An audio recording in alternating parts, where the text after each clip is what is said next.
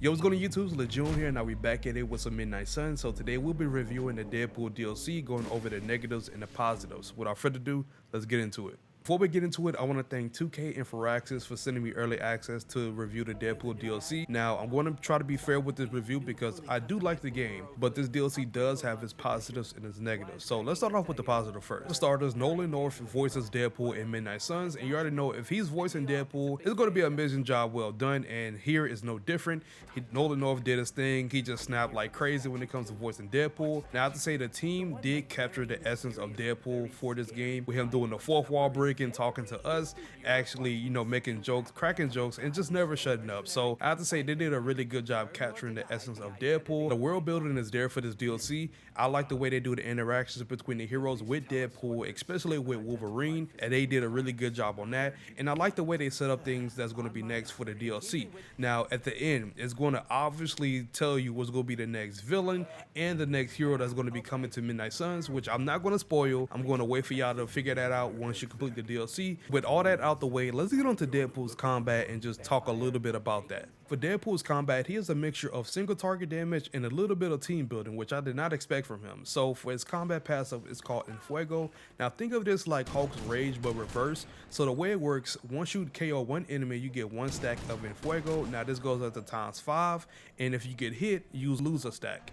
Now, this is good for his combat because it gives additional bonuses to his cards. So let's give two examples. He has one card that's called Spread the Love, which chain in between enemies. So once you have ×5 and Fuego stacked up, you can actually change that one chain up to 7 times. So you can chain 7 enemies with just one card once you have your passive fully stacked up, which is pretty crazy when you think about it.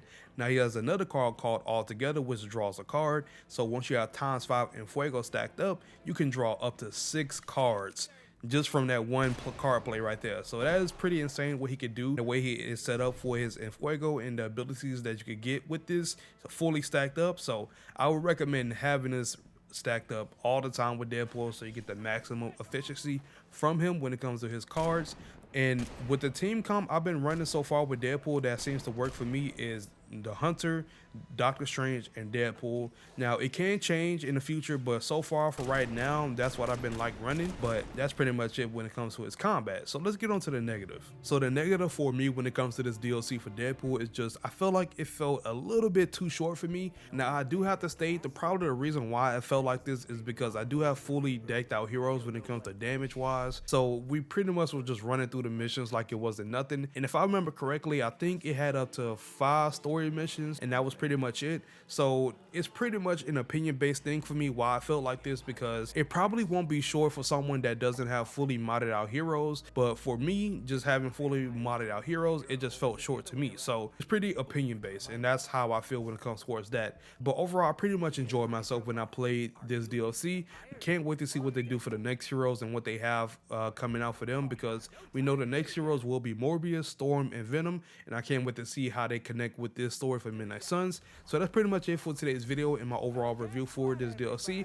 I would say if I had to give a rating out of 1 out of 10, I would probably give it about a good 7.5. I probably would have gave it an 8, but it just felt like to me it was just short, and it could have probably expanded on more, but just the way it ended off and how it's set up for the next hero, I can see why it's like this. But that's pretty much it for today's video.